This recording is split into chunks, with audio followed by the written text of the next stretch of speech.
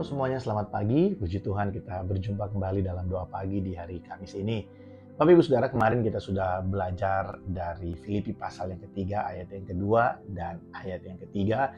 Bagaimana kita melihat kehidupan kita di dalam Kristus yang tidak lagi bersandar pada hal-hal lahiriah. Bukan lagi bersandar kepada status dan pencapaian kita, tapi kita bersandar sungguh pada anugerah Allah yang sempurna yang menerima kita melalui pengorbanan Yesus Kristus Tuhan di kayu salib. Nah, kita akan melihat bagian berikutnya dari Filipi pasal yang ketiga ini. Saya akan membacakan buat kita ayat yang ke-7 dan ayat yang ke-8. Demikian firman Tuhan. Tetapi apa yang dahulu merupakan keuntungan bagiku, sekarang kuanggap rugi karena Kristus. Malahan segala sesuatu kuanggap rugi karena pengenalan akan Kristus Yesus Tuhanku lebih mulia daripada semuanya. Oleh karena dialah aku telah melepaskan semuanya itu dan menganggapnya sampah supaya aku memperoleh Kristus. Puji Tuhan. Saudara, Rasul Paulus di ayat-ayat sebelumnya menerangkan apa yang menjadi prestasinya, apa yang menjadi pencapaiannya. Dulu sebelum dia kenal Tuhan, dia mengejar supaya dia boleh mendapatkan pencapaian-pencapaian yang hebat sebagai seorang Farisi. Menganiaya jemaat, berusaha untuk menutup pekabaran Injil, ya. Namun ketika dia berhadapan dengan kasih Allah, dia diubahkan oleh kasih Allah, maka ada tujuan yang berubah. Kalau dulu dia mengejar pengakuan di hadapan manusia, nah kini ketika dia diubahkan oleh anugerah Allah, yang dia kejar bukan lagi pengakuan dari manusia, namun dia mengejar supaya dia dapat memperoleh Kristus. Ada tujuan yang berubah ketika kita mengalami kasih Allah dalam hidup kita. Mungkin dulu yang kita kejar semua pencapaian yang sama dengan yang dikejar oleh orang yang tidak kenal Tuhan. Kita mengejar popularitas, kekayaan, dan lain sebagainya. Apakah itu tidak penting? Ya, itu juga bermanfaat selama kita ada di bumi. Tapi itu bukan menjadi fokus utama kita. Ketika kita berhadapan dengan kasih Allah, kita diubahkan oleh kasih Allah, harusnya terjadi perubahan fokus dalam hidup kita. Apa itu? Kita meninggalkan semua yang ada di belakang kita, dan kita menjadikan Kristus sebagai tujuan kita. Apa maksudnya menjadikan Kristus sebagai tujuan kita? Paling tidak ada 3 hal yang bisa kita renungkan dari bagian ini. Yang pertama, menjadikan Kristus sebagai tujuan kita. Seperti yang dikatakan di ayat yang ke-8 tadi, aku meninggalkan segala sesuatu supaya aku memperoleh Kristus. Yang pertama, kita melihat bahwa ketika kita diubahkan oleh kasih Allah, kita yang sudah percaya kepada Yesus, harusnya yang kita kejar adalah perubahan hidup yang semakin serupa dengan Kristus. Perubahan hidup yang semakin serupa dengan Kristus. Ya, setiap proses kehidupan kita sehari-hari, ya, tidak hanya proses yang besar, tapi kejadian setiap hari. Emosi kita sepertinya ditekan, ya. Kita diuji kesabaran dan lain sebagainya. Kita diuji rasa marah, kita diuji untuk bisa memiliki hikmat dalam memutuskan sesuatu. Apa maksudnya semuanya itu? Semuanya itu bertujuan supaya kita diubahkan semakin serupa dengan Kristus. Supaya kita memiliki karakter-karakter Kristus di dalam kehidupan kita. Kalau kita tidak meninggalkan semua prestasi dan status kita tidak akan pernah mengalami perubahan ke arah Kristus.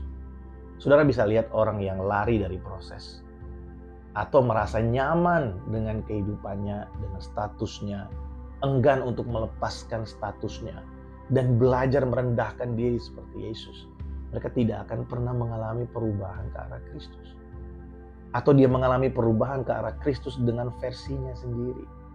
Tapi ketika kita mau merendahkan diri, mengambil sikap seorang hamba, seperti Kristus meninggalkan sorga dan turun ke dunia, menjadi manusia seutuhnya, kita sedang belajar untuk bisa menjadi serupa dengan Kristus.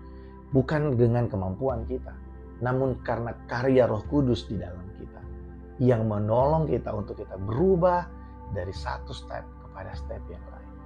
Dari satu cara kepada cara yang lain. Semakin hari, kita semakin serupa dengan Kristus. Atau bahasa sederhananya begini, semakin lama kita kenal Tuhan, mungkin dulunya kita orang pemarah, sekarang kita semakin sabar. Semakin lama kita kenal Tuhan, mungkin dulunya kita orang yang pesimis, kita semakin menjadi orang yang optimis menghadapi hari esok. Mungkin dulu kita optimis karena kita punya banyak kemampuan, Sekarang kita optimis karena kita percaya Allah beserta dengan kita. Nah, jadi yang pertama, menjadikan Kristus sebagai tujuan kita, berbicara tentang perubahan hidup yang semakin serupa dengan Kristus. Yang kedua, kita menjadikan Yesus sebagai satu-satunya alasan kenapa kita mau ada di sorga. Kalau ditanya hari ini kepada kita, kenapa saudara mau masuk sorga? Ada yang bilang, oh ya karena di sorga itu jalannya terbuat dari emas. Wah karena dindingnya terbuat dari emas. Wah karena sorga itu sangat indah dan lain sebagainya. Saudara, kita lupa satu hal, bahwa semua keindahan itu tidak akan ada artinya apa-apa kalau sang raja tidak ada di sana. Semua keindahan itu tidak ada artinya kalau sang raja tidak ada di sana. Semua emas, perak, berlian, dan permata yang ada di sana tidak akan menjadi apa-apa kalau Kristus tidak ada di sana. Apa yang menjadi hadiah kita yang paling utama, yang menjadi bagian kita ketika kita ada di sorga, bukan semua keindahannya, tapi pribadi Allah yang bersama-sama dengan kita selama-lamanya. Kita dapat menikmati persekutuan dengan Dia selama-lamanya di sorga. Harusnya Yesus menjadi tujuan kita. Yang kita ingat waktu berbicara tentang sorga adalah hubungan yang tidak pernah berakhir dengan Allah. Yang ketiga, saudara, menjadikan Kristus sebagai tujuan kita adalah bagaimana kita menjadikan Yesus sebagai pertimbangan yang paling mendasar dalam segala keputusan kita. Waktu kita mau memutuskan sesuatu, yang kita pikirkan bukan apa yang menguntungkan kita. Tapi coba pikirkan ini, kalau saya putuskan ini, apakah nama Allah dipermuliakan untuk saya? Apakah nama Allah dipermuliakan dalam hidup saya? Ya, itu maksud saya. Apakah nama Allah dipermuliakan dalam hidup saya? Apakah Tuhan disenangkan dengan keputusan ini? Nah, ini mendorong kita untuk bertanya dan mengandalkan Dia. Tuhan, tolong saya, tuntun saya, supaya saya tidak mengambil keputusan yang salah. Saudara, saya berdoa supaya di dalam Kristus setiap kita mengalami perubahan tujuan. Kita tidak lagi mengejar apa yang dikejar oleh dunia. Kita memiliki satu tujuan yang baru. Kita meninggalkan semua tujuan yang lama dan mengarahkan diri kita untuk kita dapat memperoleh Kristus dalam kehidupan ini. Mari kita berdoa.